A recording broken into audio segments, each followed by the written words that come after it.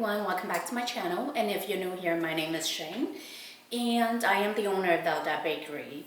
And as highly requested by many of you guys are asking me to do a video on how I fold my batter, which is the macaronage process, and also give you some tips and pointer on what to do and what not to do and what to look for and what not to look for. This video, I won't be going into the meringue process. That will just be a quick overview because I did 2 videos on the meringue already. The first video is I went into very details on what to do and how to achieve my French meringue, and then the other one I went into details about what peak to look for, what is the perfect peak, and what is a overbeaten meringue looks like. So if you want to check those videos out, I will leave the link down below for you guys. Definitely check it out. They're full of information, and I went into very details about the meringue part. So like I said, in this video, I am just going to focus on macaronage process, or which is how I fold. And then before we get started, I know a lot of you ask me all the time what color I use, or what brand of color I use. Well, this is the brand that I use. It's Sunnyside Bakery. I found this from Hobby Lobby. They do have the smaller size. I mean, for the price is really good. This is only $5.49. Sorry, $5.59. And sometimes they do have these on sales for 40% off. So when you catch these on sale for 40% off, definitely get a whole bunch of them because they are really good. These are the only one that I use for baking French macaroons. The only downfall about this is that they don't have this size in every color. So for all the other colors, they have it only in the small size. But which is not bad either. You know, the small size is about $1.99, and like I said, if you catch them on 40% off, that's really good. So we're gonna get started with this video. Alright, so I already have my ingredients measured out. I have my sugar, which is the granulated sugar here. And then I have my egg whites here. And I have my almond flour and powdered sugar mixed in here ready. And then I have a stainless bowl here and also a sifter. I absolutely love this one. This is a KitchenAid one. If you're interested, I will leave the link down below so you can order this from Amazon. I actually went through one of these. That one actually lasted me for about 7-8 years, and I just finally got this recently. And then I also got this too, which is an electric sifter. I was so excited to use this, but turns out I don't have the battery for this.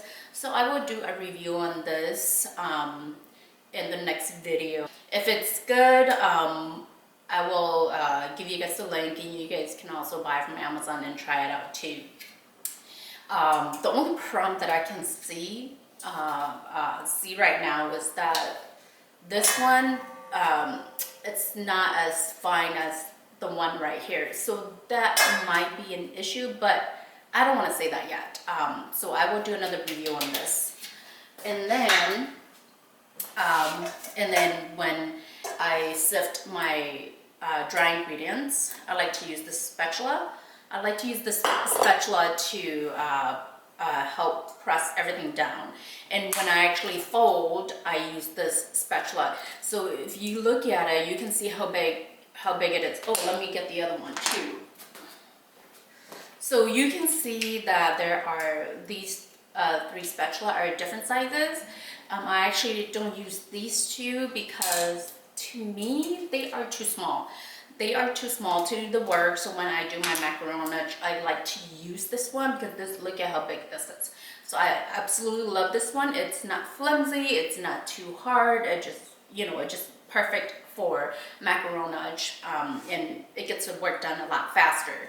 So I do have 2 of these that are not open yet. maybe I might be doing a drawing for this on Instagram or on YouTube. I don't know yet. So I do have 2 left that I want to give out.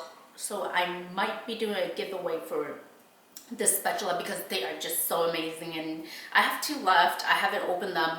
I already have 3 that I'm currently using, so I have 2 that are not open, so I would love to give them away, so stay tuned for that too. All right, so we're gonna start by sifting the dry ingredients.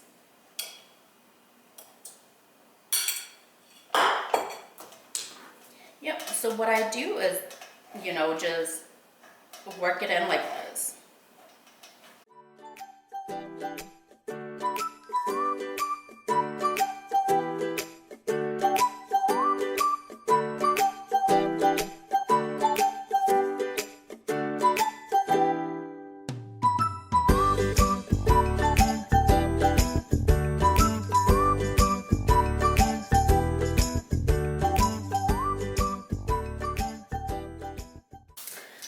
So now that we're done with the dry ingredients, we're gonna start with the meringue. And like I mentioned earlier, I already have 2 videos on meringue.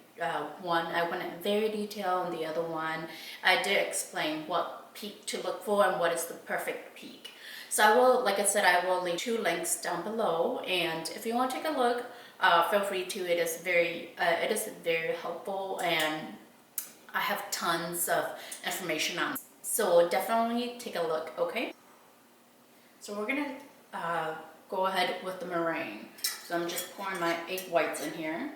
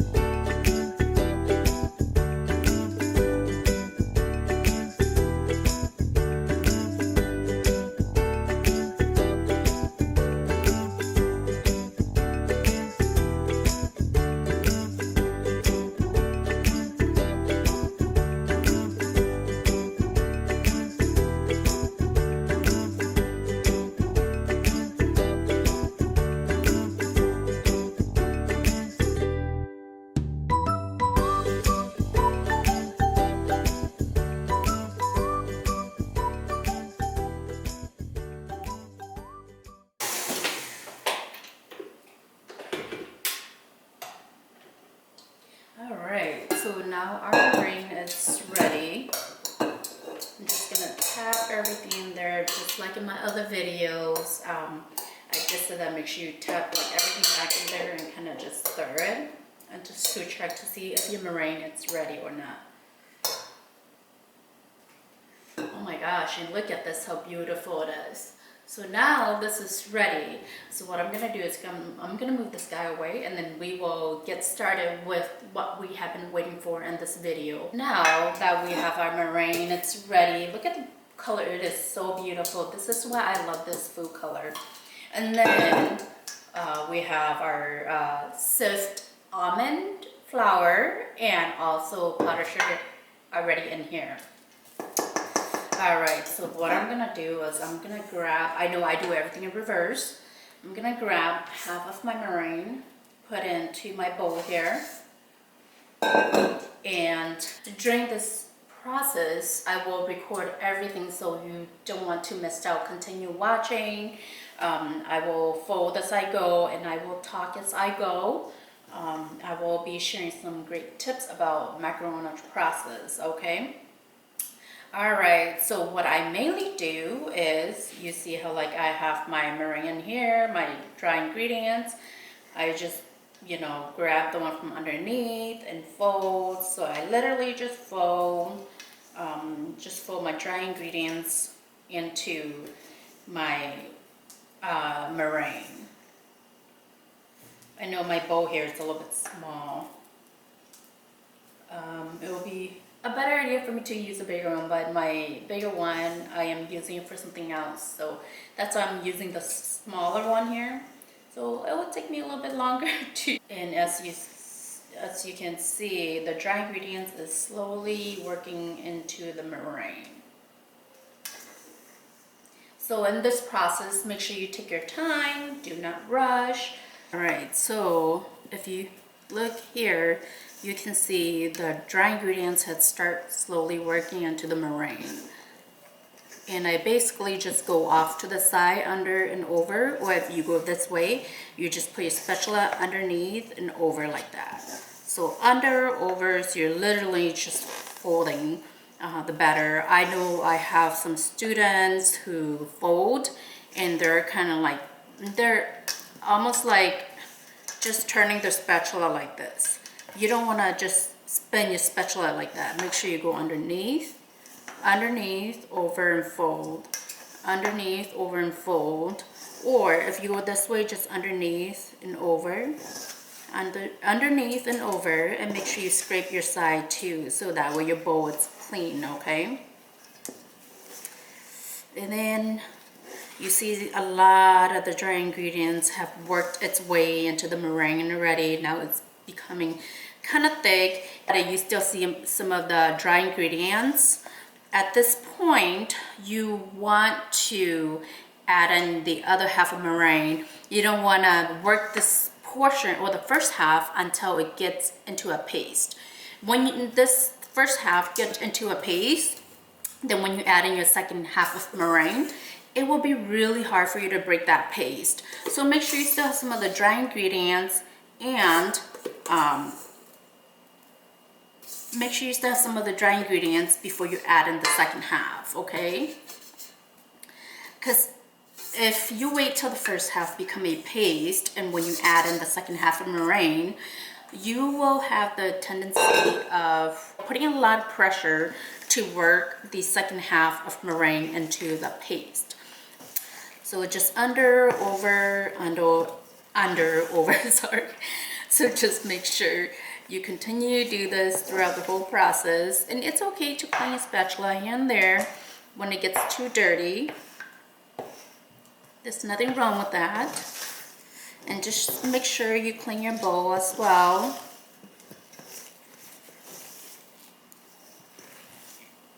And if you look at it, it's still super foamy because we haven't fully worked the second half of meringue into the batter, which is okay. This process takes very long. I don't time this process because, you know, timing this doesn't really do you any good. This process really depends on how much pressure you put in, how slow, how fast you go, and when you're folding, when you're going through this process, you make sure you want to be very gentle with the batter. You don't want to put too much pressure on it, okay? It will take some time, but trust me, it's going to work out very well. And then you can tell that when I fold, I like to turn my bowl like this, just because when you turn your bowl with it like this, you tend to put less pressure on the batter itself. Okay. So now that they're getting there, you can take your spatula when you fold. Like I said, you can go either this way or you can go this way. There's no right or wrong way. And when you get to this point, if you look at it, it's still like very thick, okay? Just make sure you get everything from underneath. So just keep working your way. It's okay to fold and pull the ingredients towards you like this. But when you do this, be very gentle and only use the tip of your spatula to pull it against you, towards you like that. So it may look like I put a lot of pressure, but I actually don't, okay? And you can tell the consistency of the batter is slowly changing. Yeah, if you look at it, it's slowly changing from earlier. You see that? So you wanna, this is not ready yet. You wanna continue working on this. And also keep in mind that if the temperature inside your house constantly changes, the consistency of the batter will not always be the same. So you have to kind of keep that in mind when your house is a lot warmer, the flowiness of the batter will come together a lot quicker. If your house is colder, the consistency or the flowiness of the batter will come together a lot slower, okay? This is why I said I don't time my macaronage, because each time it's different. There are some times where it takes a lot longer. There are some times where I get to where I want it to be a lot sooner.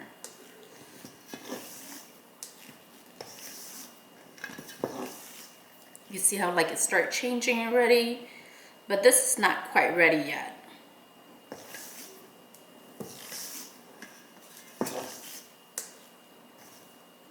Clean off my spatula here. We're almost there.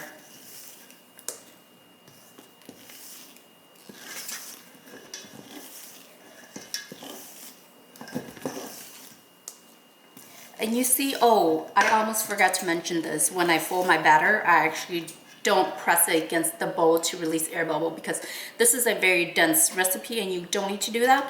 And when you're pressing against the bowl like this, you're actually loosen the consistency of the batter a lot faster. So the chance of you overfolding your batter, it's a lot quicker. And by pressing it, because almond flour have natural oil, so by pressing on it, you're putting a lot of pressure on it. So without knowing it, you'll be squeezing out the natural oil from the almond flour. So this is why you don't see me pressing my batter against the bowl. I literally just fold, go under and over like this. This is all I do. I don't press in, I don't press to the side, I just fold. It takes a much longer time, but it's so worth it. And you see this? Oh my gosh, look at how beautiful this is. So when you get to the point where your batter, when you pick up a chunk like this, and it just flowing slowly but not fast, slowly like this, and it's not cutting, it's flowing into a very thick flow like this. This is how you know that it's ready. You see that? It's so beautiful. So when you get to this point, stop and don't fold anymore. You see that? It's so beautiful. So when you get to this point, stop and pipe your batter. I use a 2/8 tip.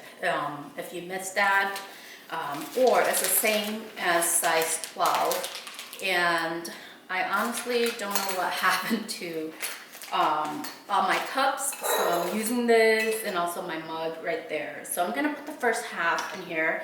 I normally split my batter into 2 bags. I never put them in the big one just because, just because I want to give myself time to work when I pipe out my batter. So I think this one is good. Sorry. And then now let's pipe the second half. I don't know what happened to all my cups. Can't seem to find them anymore. All right.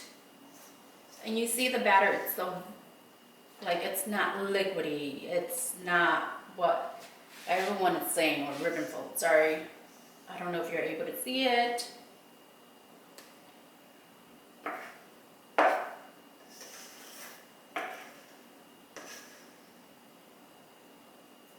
Maybe I need to put a little bit in that guy over there.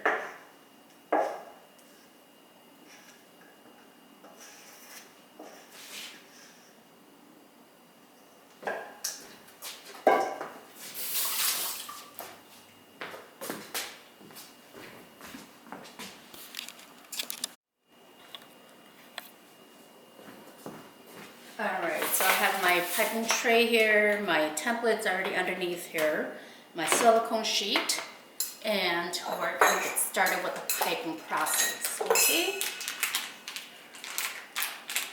All right.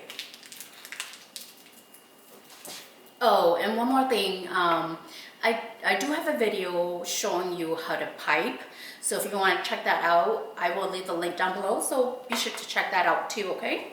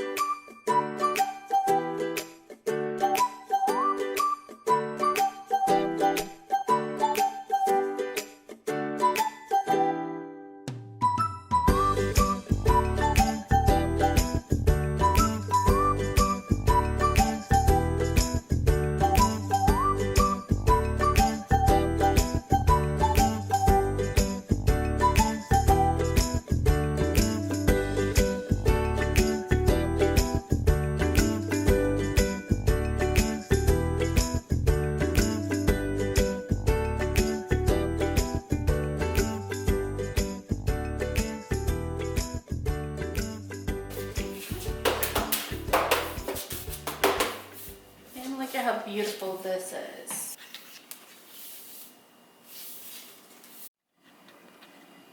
And look at how beautiful that is. It's so beautiful. There's some air bubbles in there, just a few. I haven't popped those out, so I will work on those, and we're gonna pop this into the oven. So now that we have the 2 trays in the oven ready, I did set my timer, and like I said, with my recipe, it's a very dense recipe. You can see earlier, I didn't try to press against the bowl, trying to deflate the air bubbles or anything. All I did was just keep folding over and over. And also, if you're using my recipe and you end up with a lot of air bubbles, it's because you're whipping your egg whites too fast during your meringue process. And I did go into details on that in my meringue video. So the link, like I said, the link is down below. Definitely take a look at it. I do go into details about that, okay? And yeah, I mean, for the macaronage process, you basically just fold, you know, just keep folding. Don't try to press down on it. Don't try to press on the side of the bowl, try to deflate the air bubbles. Don't do that, because when you're doing that, you're putting a lot of pressure on the batter. Not just that, but you're also putting a lot of pressure on the almond. And like I said earlier, almond actually have natural oil. So when you're doing that, you're pressing on it, you're squeezing out the natural oil from the almond flour without knowing. And yeah, as crazy as it sounds like you may be wondering, like, oh my gosh, where is she getting all this information from? Well, you know, it comes with a lot of years of trials and errors, and trust me, in the past when I fold my batter, oh my gosh, you don't know how hard or how much pressure I put on it. Like I would try to deflate the air bubbles on the side, press it really hard, and you know, I get so impatient.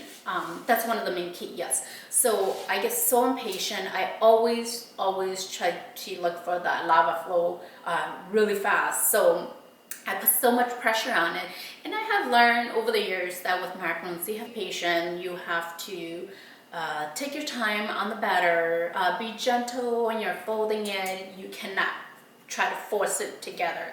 It will eventually come together if you do it right, and if you do it the right pace, and if you're being gentle. So for a macaronage process, like I said, you know, and sometimes it may take longer, sometimes it may take sooner to get to where you want to get. That all depends on the temperature inside your house. So try not to rush through your macaronage process. When you're folding, just be patient and you will eventually get there.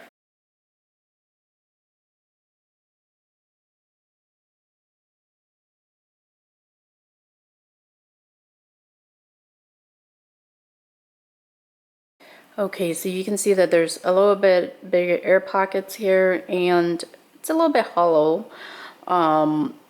Remember when I said that when you get to that point, you should stop and you shouldn't be folding anymore. So I continue to fold it a little bit more, so you can see that the outer layer, it got a little bit thinner. The feet, it's a little bit more fat than usual. But as you can see, you know, it's still pretty full. It's still pretty full, not exactly how I like it. But when you see that it's ready, just make sure you stop right away and don't fold anymore, otherwise this will happen.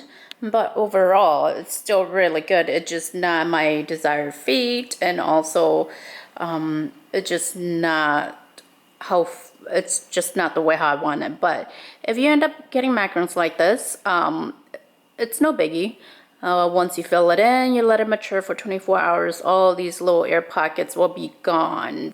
So yeah, this is it for my macaronage video. I did share with you a lot of the tips or tricks that I have learned throughout my years of baking French macarons. And yeah, I mean, you know, with the macaronage process, you just have to be very patient and, you know, be gentle with your batter. Work your way in slowly. Don't rush. Don't try to press the batter against the bowl, or don't press down on the batter. You just have to keep folding it in and work your way on. There is no secret. There is no secret. It's about consistency and being patient and, you know, being gentle with your batter. Other than that, I don't really have any other secret. People haven't asked me, hey, what's your secret? I'm like, no, there's really no secret. You know, you just have to learn how to work your way in with the batter.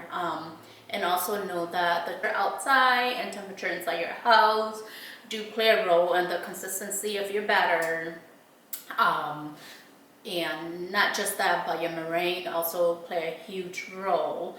So just make sure you get everything done correctly. If you don't remember, take notes. Take notes. Notes are your best friend. So that way you can refer back to your notes and know what you need to avoid going forward and what you shouldn't be doing. So notes is your best friend in the macaron world. And that's what I did when I first started. I take down a lot of notes, and trust me, you will not be able to remember everything. I think this is pretty much it. I hope I did cover everything for you and you did get something out of this video. If I haven't covered anything and if you have any questions, make sure to leave it down in the comment section below. And if you find this video helpful, make sure to give me a thumbs up down below. And if you haven't already subscribed, please do so.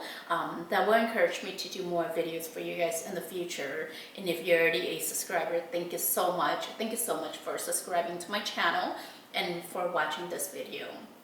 All right, thank you guys, and I will see you in the next video. Bye.